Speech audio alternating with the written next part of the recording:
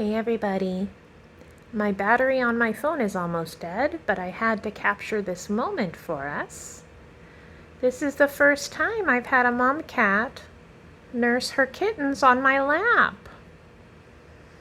She's so happy. I can feel my legs are vibrating because she's purring so much. I put all 3 kittens on my lap to teach them about the beanbag since I moved the beanbag into the room today. And Lotti jumped right up, got some love, and then lay down to nurse them. She's such a good mama. And they were all too happy to just sit on my lap and nurse. The kittens and mom are doing great. They're gaining weight like crazy. In fact, they're not even 4 weeks old, and Rigatoni, who is in the yellow collar now, is already more than a pound. The collars that the Kitten from Kitten Academy makes for us, she said, don't use them until a kitten is a pound, so that she's strong enough to break it off if she gets stuck. Well, not even 4 weeks, and Tony is a pound, and so she's got a beautiful gold collar on. Now, for those of you who participate in the YouTube chat on our live channel, our live stream, you know we've been talking a lot about Lasagna and how he's pretty wobbly when he walks. Well, we have a lot of people, a lot of people who have experience with other foster channels and such who think it might be cerebellar hypoplasia, or CH. If you're familiar with Kitten Academy, that's what Bessie has. She has CH, or cerebellar hypoplasia. And so we don't have an official diagnosis yet, but I did take some video of our Lasagna and I sent it to the shelter vet. The shelter vet will be back in office tomorrow and we'll be taking a look at that. So the foster director already got back to me and said that they would make sure that Dr. Rodwell sees the video so that we can make some decisions regarding Lasagna's safety, if there's anything we can do to help him. But if you look it up, CH is a lifelong condition. They just have coordination issues, and otherwise they don't feel any pain. They live a very happy life. They just need extra safety precautions. So today I rearranged the kitten room to start those safety precautions, even though we don't have the diagnosis. I removed the cat tree, and we already have people who've sent us some toys that are safe. Basically, I just don't want him climbing too high. He does like to climb already, and so we have the beanbag, which he can roll off easily when he's big enough to climb it. I put the infinity scratcher up, and we're going to get some other short scratchers so they have enrichment toys. And then we have some big dog beds coming so we can put cushions everywhere. And that way, if he does tumble, he has cushions. And so we're going to try to avoid as much floor exposure as possible, and so he'll just always have nice cushiony areas to be on. So he is just going to be just fine. Like I said, it's not common, but it's common enough that there are a lot of ideas and a lot of research out there to make sure CH kittens and cats live as normally as possible. And they don't know they're different. They have no idea. They're born that way, and they live that way, and everything is just fine. And so if you do watch our live stream, it can sometimes be hard to watch because he's pretty wobbly.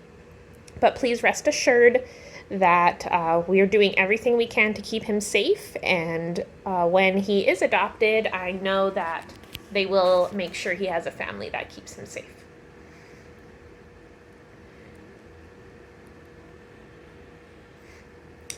Rigatoni is actually a little bit wobbly too, compared to Rotini. Rotini is absolutely normal. But we don't know. Rigatoni's not wobbly enough that it seems like she has CH. She's just a little more wobbly than Rotini, so it could just be an age thing.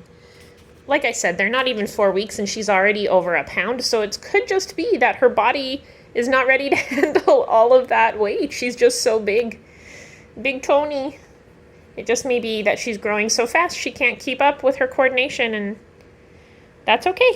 She's definitely not as wobbly as Lasagna, so even if she does have some kind of mild form of CH, it's so mild that I'm not even worried. They're all eating amazing and growing super duper fast. They love playing together. They're like little sharks. They like biting each other. I'm having to make sure that they don't learn to bite hands, because they're very bitey little cats. They bite my clothes. Lasagna likes to bite my clothes. It's really funny. They're also learning to ask for attention. And so if they know I'm here, they will come up to me and mew for attention, especially Rigatoni. She loves being held. It was really cute earlier today. Lasagna was mewing, and I talked to him, and he started mewing louder. Like, don't just talk to me, pick me up. So they're on their way, right, Tony? Right, Rigatoni? Aw, big Tony. Lasagna, you keep putting your butt in the frame. Oh, big Tony. Good job letting your brothers eat. They're such aggressive nursers. It's insane. Poor Lotti.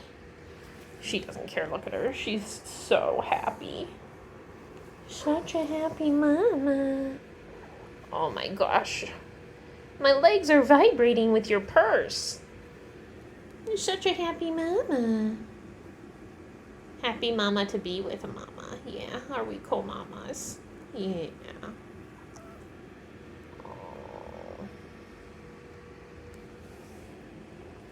You get it, Lasagna.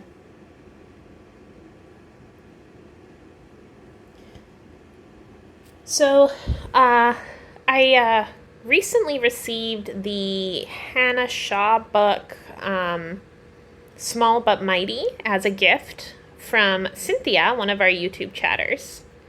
And I learned something really interesting. I was reading today about the best time to introduce the litter box and the food. And between 3 to 4 weeks is when you start litter box. So I got litter boxes out today, and we're starting that out. They're not really interested yet, but I just putting them in there until they are. But Hannah, who is the kitten lady, she says that food should not be introduced until 5 weeks old, or when they start showing interest. So if they start showing interest in mom's food before they're 5 weeks, that's okay. But she made a good argument that when they have a mom, their bodies will transition their digestive systems naturally. So right now, these little guys are making the enzyme lactase that breaks down milk. And so when they are ready to transition to food, they will transition from making lactase enzyme to the sucrase enzyme that breaks down sugar. And so until they make that transition, it's actually not a good idea to give them food. If they're still making the lactase mainly and they haven't transitioned to sucrase, we don't want them to eat food, or it'll make them have more diarrhea. And so if they didn't have a mama and they were bottle fed, it would be different. You usually transition them earlier to keep their weights up and to keep them healthy. But since these guys have a mama who loves feeding them, right, and is making them big and fat and is now producing enough milk, since they have a good mama, we're going to wait till they're interested, or 5 weeks. Now, we do have someone who will be taking care of them for a couple days when Perry and I are going out of town. And so we want them to be transitioned before that. So we're going out of town April 10th.